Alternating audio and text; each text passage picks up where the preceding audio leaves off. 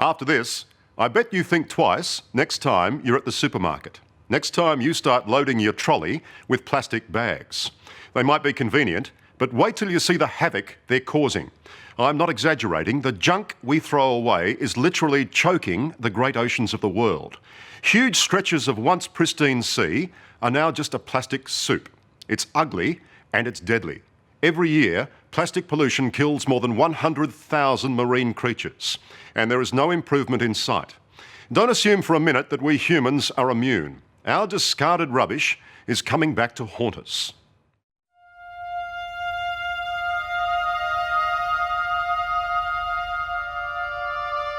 Sea turtles have survived for 200 million years, through the age of dinosaurs, the Ice Age, and the Stone Age.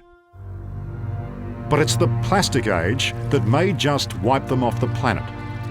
Tons and tons of plastic rubbish are choking the oceans of the world, and turtles are among the first casualties. You sometimes feel great anger at the human human world. But yeah, I guess mostly disappointment and sadness that the animals are having to suffer this really terrible fate. Marine biologist Cathy Townsend is seeing the devastation firsthand. She's conducting groundbreaking research on the toll this plastic plague is having on sea turtles in Queensland. We're chasing after jellyfish, and jellyfish are obviously mid-water, and a plastic bag floating mid-water looks an awful lot like a jellyfish. So you reckon a lot of these could be mistaking the floating plastic in the water for jellyfish? Yeah, it's mistaken identity, definitely.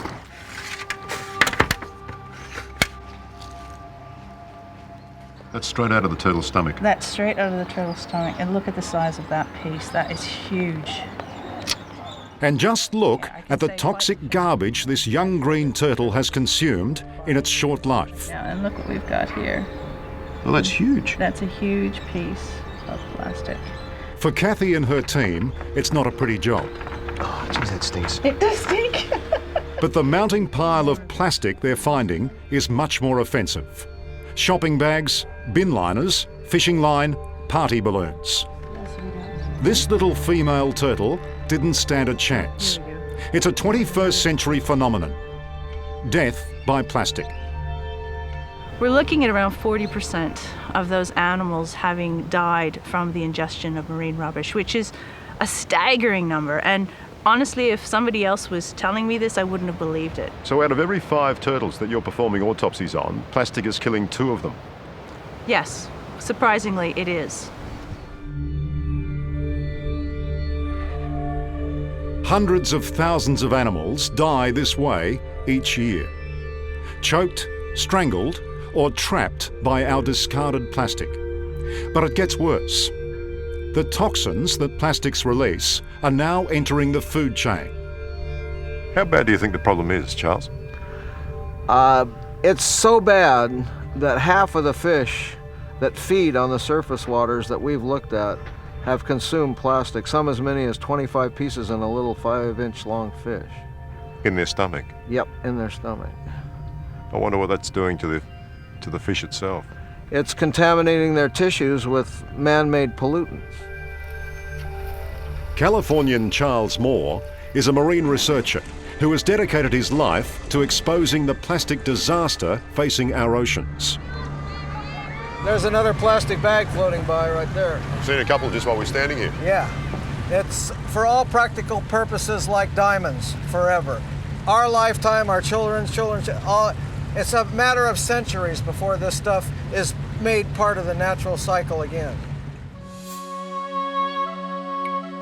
And for every day it swirls in the ocean, the death toll mounts.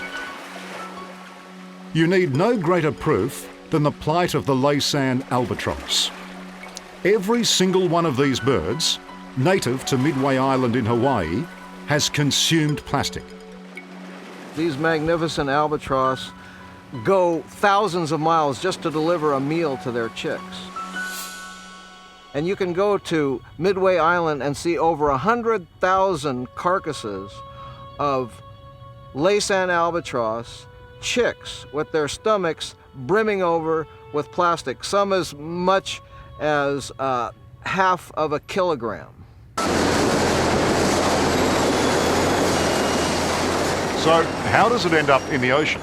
Well, you and I use 77 kilos of plastic each and every year. That's 77 kilos of this stuff for every man, woman and child in Australia. Now, you probably think that most of it ends up like this, about to be recycled or buried in a landfill. Well, the truth is, almost half of it does not. And the ocean is downhill from everywhere. At last count, there was almost 4 million tonnes of plastic swirling around the Pacific. We've never had a trawl free from plastic anywhere in the Pacific Ocean. All right. Well, you've never put that in the water and not pulled some sort of plastic out of it. That's correct. That's staggering. It is staggering. That's why we call the ocean a plastic soup. And Charles Moore has seen the very worst of it.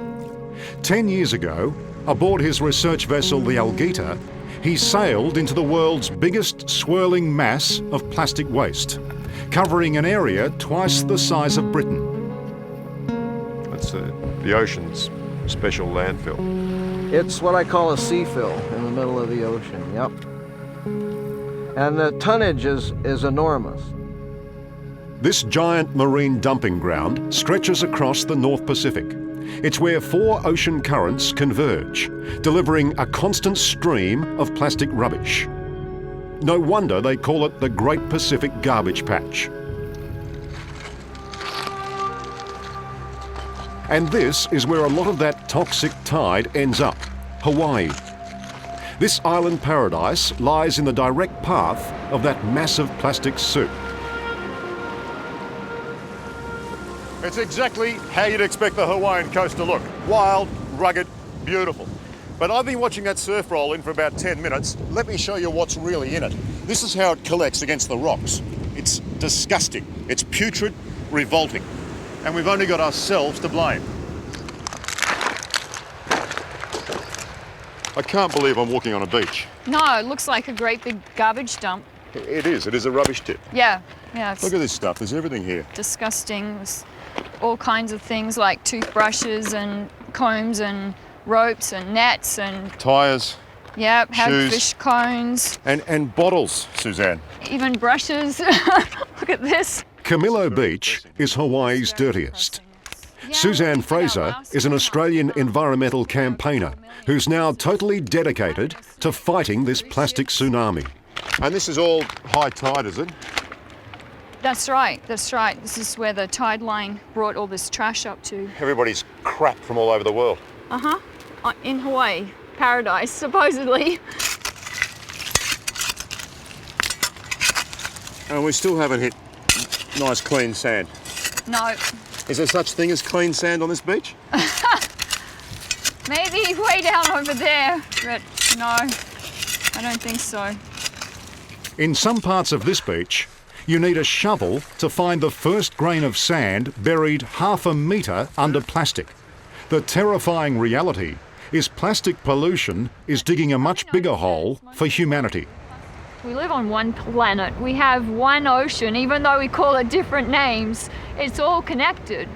So, we're going to be swimming in it, eating it, surfing in it, etc. I mean, I don't want to be in water that's a garbage dump, and I'm sure many other people don't either. But there is this mentality that somehow you put it in this vast ocean and it's going to disappear. But it doesn't.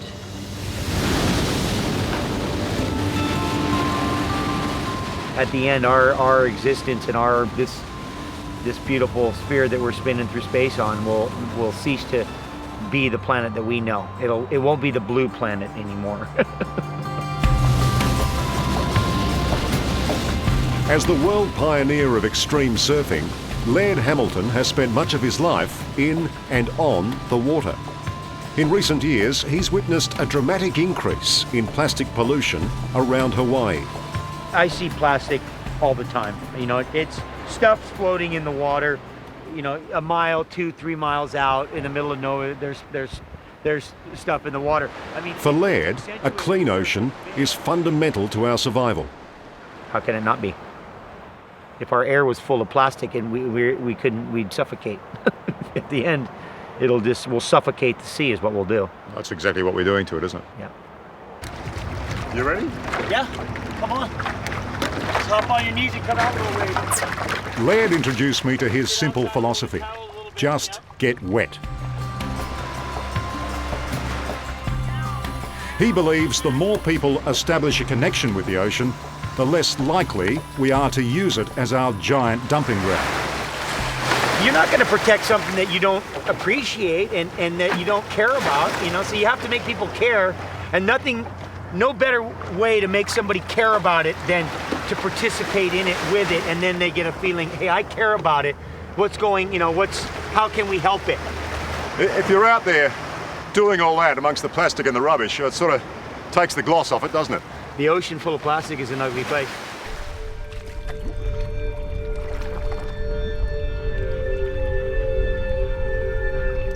What you got to realise, whatever you drop on a mountain or in a creek or on the beach or in the street or in the paddock is eventually most likely to end up in the ocean, the ultimate receiving waters.